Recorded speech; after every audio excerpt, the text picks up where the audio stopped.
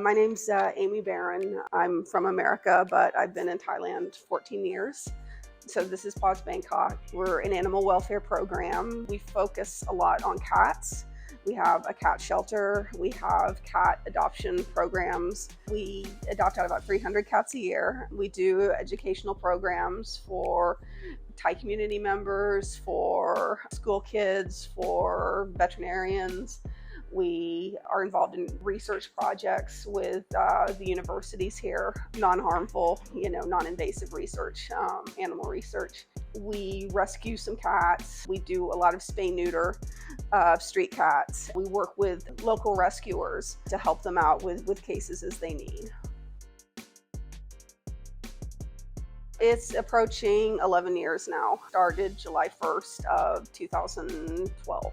There was another organization that I used to work for called SCAD, Soy Cats and Dogs, which originally had been Soy Dog Rescue in Bangkok, and then Soy Dog in Phuket happened, and Soy Dog Rescue became Soy Cats and Dogs, and I came out here working for them, started in 2009 for them, and when they shut down, I raised the money and took over.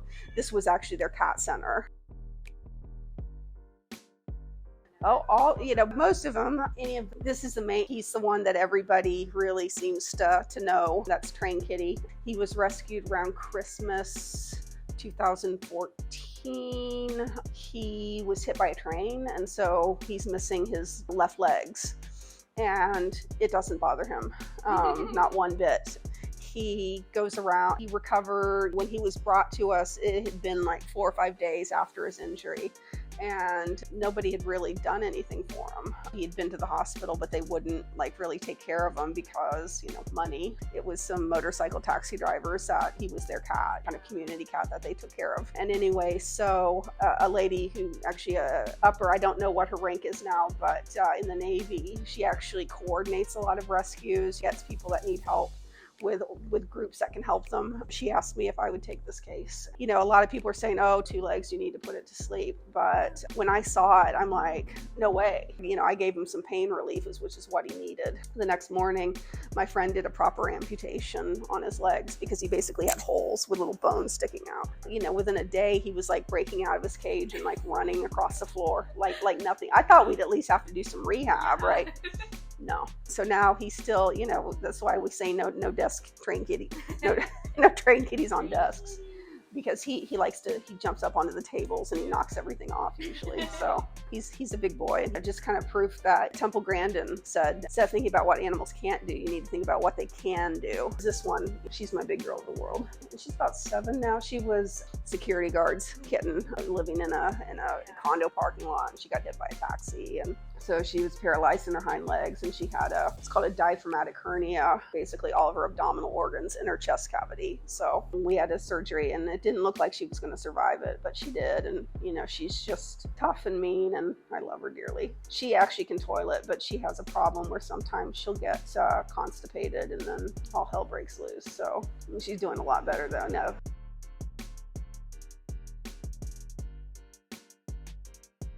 First, you have to understand that there are 1 million street cats in Bangkok. These cats have been living in these communities for 50 years. This is not a new problem. And so, when you see cats that are living on the street, they might want to stay there. It scares us because, maybe they'll get sick, maybe they'll get hit by a car, that kind of thing. But the truth is, taking them inside and putting them in a situation they don't want to be in is not necessarily what's best for them.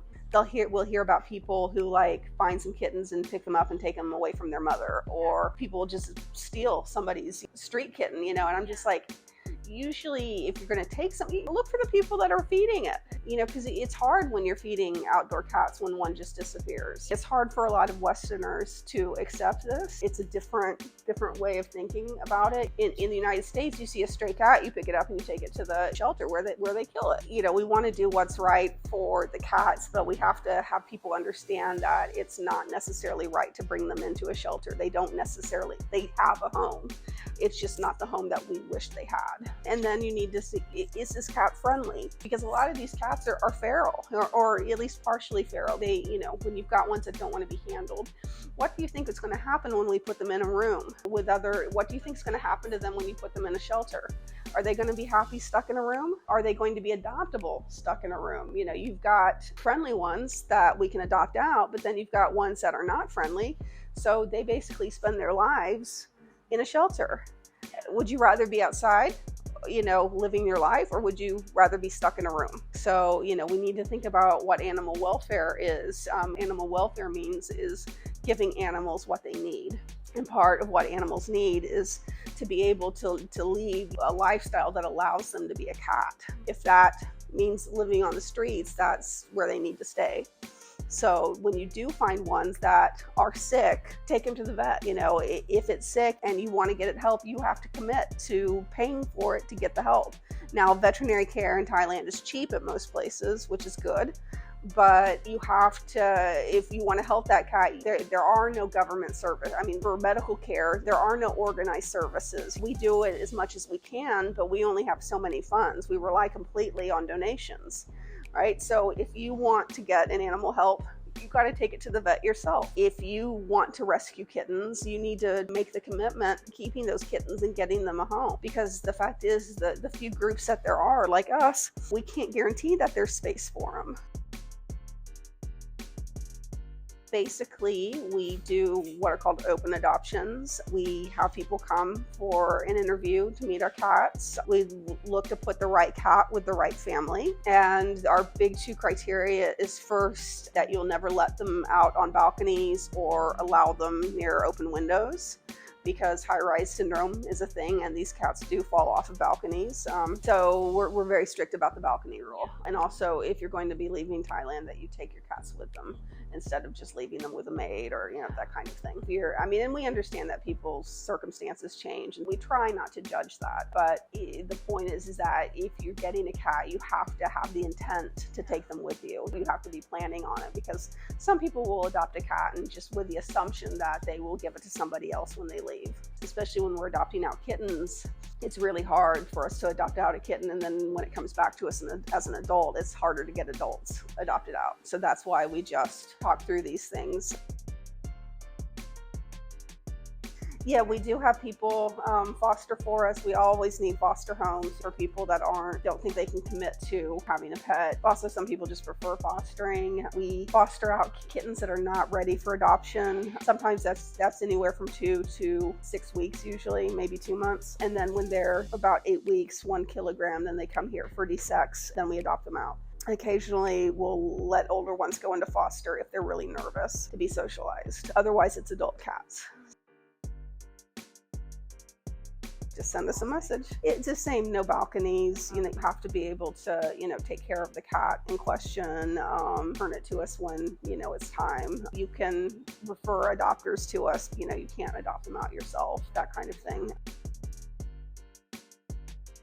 Depends on the circumstances. An adult cat's going to be fine with that. If it's a single kitten, no, you don't want to do that. But if you've got like a pair or a litter of kittens, then yeah, they'll be fine. Right now, we are not accepting a lot of volunteers just because we're working on building a better volunteer program. So that's something that's in progress. Our former cafe, our old cafe, needed a lot of volunteers.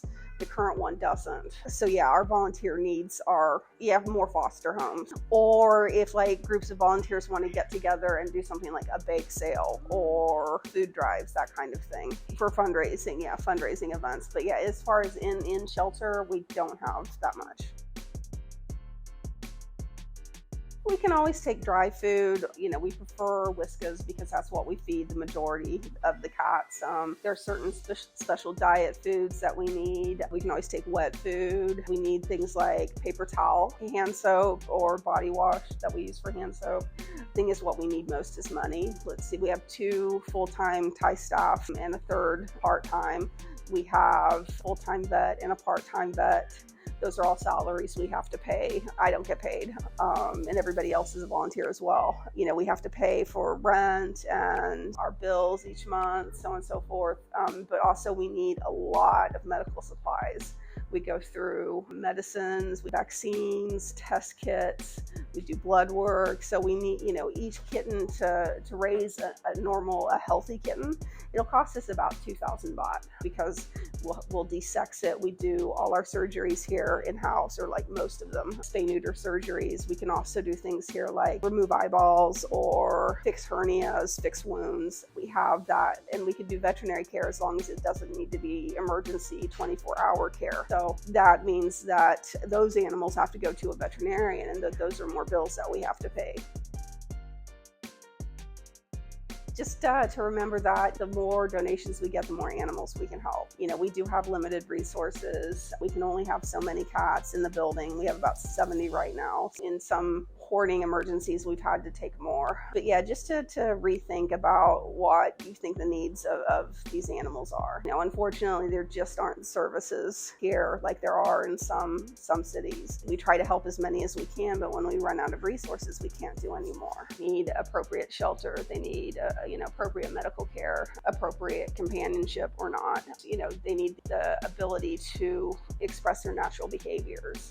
We really do want to build our education programs more. Yeah, we're trying to spread this model, and so hopefully to kind of get people out of this attitude that you can just warehouse animals, because that happens a lot here. I mean, if you go to a home for handicapped pets, it's basically a warehouse with like 1,000 dogs, and the quality of life of these dogs is not good. The life that they need, or the life that is, acceptable, and they make tons of money doing it. So trying to get people to stop thinking about, if they're on the street,